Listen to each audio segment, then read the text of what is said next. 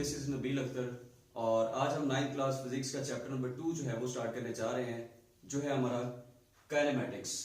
तो काइनेमैटिक्स जैसा कि व्हाइट बोर्ड के ऊपर डेफिनेशन लिखी हुई है, the study of motion of an object without discussing the cause of motion.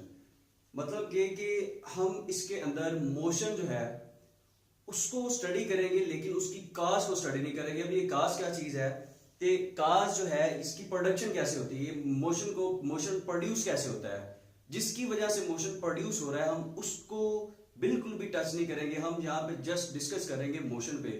अब मोशन जो है इसको हम मजीद जो है काइनेमैटिक्स से नेक्स्ट जो है मजीद कैटेगराइज है ये कि रेस्ट एंड मोशन।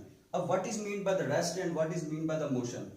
अब यहाँ पे पहली बात तो हम ये समझेंगे कि सराउंडिंग क्या होती है, क्योंकि रेस्ट और मोशन टोटली जो है वो डिपेंड करता है आपकी सराउंडिंग के ऊपर और प्लस एक रेफरेंस पॉइंट।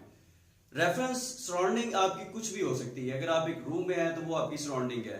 आपके रूम में एक चेयर है तो आप उसको रेफरेंस पॉइंट मान के या उसको रेफरेंस मान के आप ये कह सकते हो कि आप रेस्ट या मोशन के अंदर हैं। तो मोशन जो है वो रिलेटिव है। अब यहाँ पे रिलेटिव होने का क्या मतलब है कि मोशन जो है वो डिपेंड करता है सर्कमस्टेंसेस के ऊपर, करंट सर्कमस्टेंसेस के ऊपर। अब देखा जाए तो हमें ऐसा लग रहा है कि हम रेस्ट के अंदर हैं या आपके सराउंडिंग में पड़ी हुई चीजें जो हैं वो रेस्ट के अंदर है, हालांकि ऐसा नहीं होता। कायनात में तकरीबन जितनी भी चीजें हैं वो छोटे से छोटे क्वांटम लेवल से लेके अगर हम गैलेक्सीज तक की बात करेंगे तो सभी जो है वो मोशन के अंदर हैं।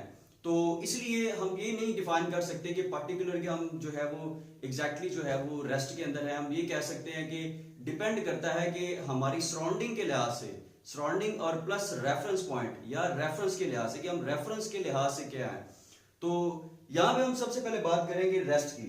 तो जैसे कि नीचे लिखा हुआ है नॉट चेंज द पोजीशन, तो not change the position with respect to surrounding. अगर कोई ऑब्जेक्ट, कोई चीज, कोई बंदा अगर अपने सराउंडिंग के लिहाज से अपनी जगह को, अपनी पोजीशन को तब्दील ना करे तो हम उसको कहेंगे वो रेस्ट की हालत में है।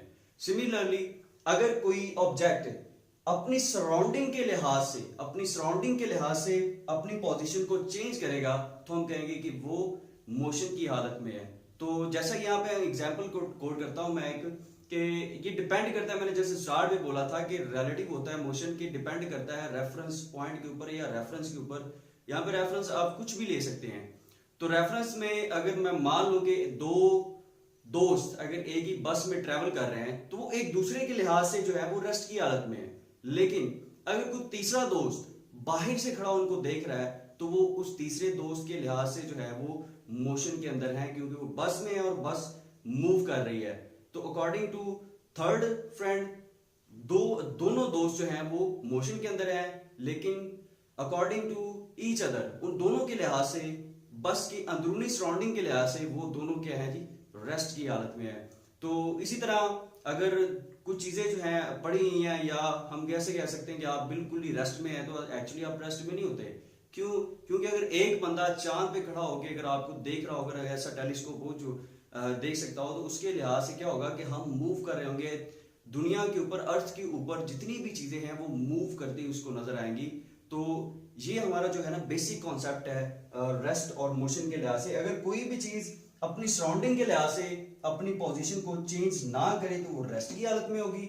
अगर कोई चीज, कोई ऑब्जेक्ट जो है वो अपनी सराउंडिंग के लिहाज से अपनी पोजीशन को चेंज करेगा तो वो मोशन की हालत में होगा। नेक्स्ट वीडियो के अंदर जो है हम डिस्कस करेंगे अब मोशन कितने टाइप्स के होते हैं। So stay tune for the next video. Thank you.